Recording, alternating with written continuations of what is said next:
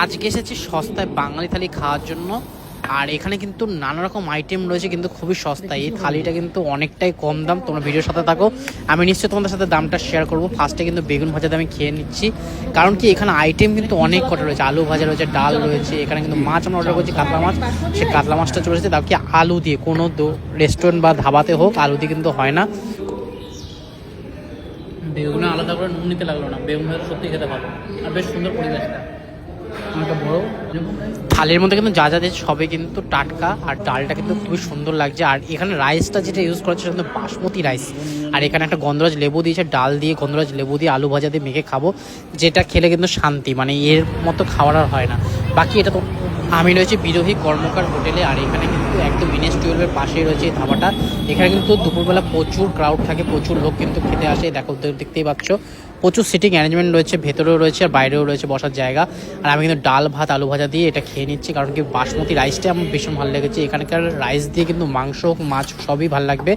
যাই হোক, আমরা কিন্তু এক্সট্রা ডাল নিয়ে নিলাম, আর এখান থেকে সবজিও না দেবে, সেটার জন্য কিন্তু এক্সট্রা কোনো টাকা লাগে না। কিন্তু ভাত নিতে গেলে এক্সট্রা টাকা দিতে লাগে, কারণ কি বাসমতি রাইস তো, সেই জন্য 10 টাকা করে পার প্লেটে লাগে। আলু ভাজাটা কিন্তু এখানে শুধু আলু না, তার সাথে রয়েছে গাজর আর কুমড়ো দিয়ে ভাজা। বেশ সুন্দর কিন্তু আলু ভাজাটা লাগছে ডাল দিয়ে খেতে, আর ডালটা খুব ভীষণ ঘন রয়েছে। ডালের পরিমাণটাই বেশি রয়েছে, জলের পরিমাণটা কম রয়েছে। যাই হোক, আমাদের একটু এক্সট্রা রাইস লাগবে, সেই এক্সট্রা রাইসটা নিয়ে নেবো একটু পরেই। আর এখানে চলে এসেছে কিন্তু বাঁধাকপি মটরশুঁটি আলু টালু দিয়ে, ভীষণ ভালো লাগে। এটা কিন্তু বাড়িতে অনেকদিন খাওয়া হয় না, আগে মা বানাতো, খুব খেতাম। এখন তো মা সেরকম রান্না বান্না করে না, সেই জন্য কিন্তু এরকমভাবেই খেতে হয়। যাই হোক, হোটেলে এসে বেশ সুন্দর খাওয়া দাওয়ার, বাঁধাকপির তরকারি, ডাল, আলু ভাজা, ভাত, আর কি চাই সত্যি। আর রাইসটার কোয়ালিটিও খুব সুন্দর, বাঁধাকপির টেস্ট অসাধারণ।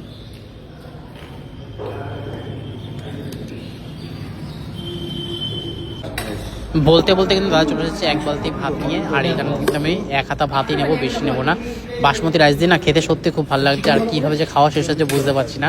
এখানে কিন্তু মাছ নিয়েছি আমরা, কাতলা মাছ। কাতলা মাছটা কিন্তু 2 পিস আলু দিয়ে দিয়েছে, আর খুব সুন্দর ঘরোয়াভাবে যেরকম কালো জিরা ফোড়ন দিয়ে করা হয় না, সেরকমই পাতলা করে ঝোল বানিয়েছে।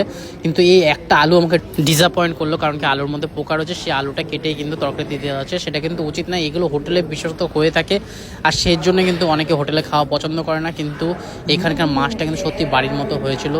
আলুটা আমি একটা ওইটা আলু ফেলে দিয়েছি, আর একটা সিঙ্গেল আলু দিয়ে কিন্তু খাচ্ছি। কিন্তু মাছ ভাত আর আলু দিয়ে কিন্তু দারুণ লাগছে। এরপর কিন্তু মাংস আমরা অর্ডার করছি, মাংস দিয়ে খাবো। মাংসটা কিন্তু শেয়ার করে খাবো, 2 পিস নিয়েছি, ও একটা খাবে আমি একটা খাবো। কাতলা মাছটা সত্যি খুব সুন্দর, কারণ কি আমাদের এখানে গঙ্গা আছে আশেপাশে, তাই ইজিলি খুব টাটকা ভালো মাছ পাওয়া যায়। সেটাই কিন্তু এখানে কাতলা মাছটা খুব টাটকা লাগলো। যাই হোক, ভাতের সাথে এবার কিন্তু চিকেন কষাটা খাবো। চিকেন কষাটা কিন্তু আলাদা গ্রেভি দিয়ে করা হয়েছে, এখানে কিন্তু মাছটাকে ইউজ করে না। তোমরা যদি কোনো চলন্ত মানে চলতি হোটেল বা ধাবাতে যাও, সেখানে কিন্তু এইরকম মাছটাকে ইউজ করে না। একমাত্র বড় বড় রেস্টুরেন্টগুলোতে এইসব করে থাকে, কিন্তু এইসব ধাবা বা হোটেলে খেয়ে কিন্তু সত্যি আলাদাই মজা লাগে, আর সস্তার মধ্যে খাওয়া যায়।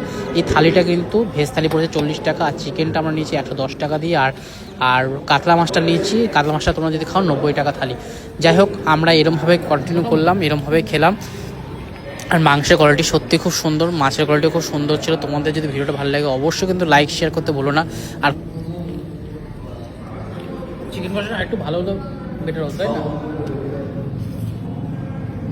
চিকেন কষাটা এভারেজ লাগলো, কারণ কি নুনটা একটু কম ছিল, নালে কিন্তু বাকি সব খাওয়ারই ভালো লাগলো। আর এখানে একটা চাটনি রয়েছে, চাটনিটাও তোমাদের সাথে শেয়ার করবো। এটা কিন্তু তেঁতুলের চাটনি দিচ্ছে লাস্টে খাওয়ার জন্য। তেঁতুলের চাটনি খুব টক, বেশ ভালো। যাই হোক, খাওয়া দাওয়া এখানে শেষ করছি। দেখো নতুন ভিডিও, টাটা, বাই বাই।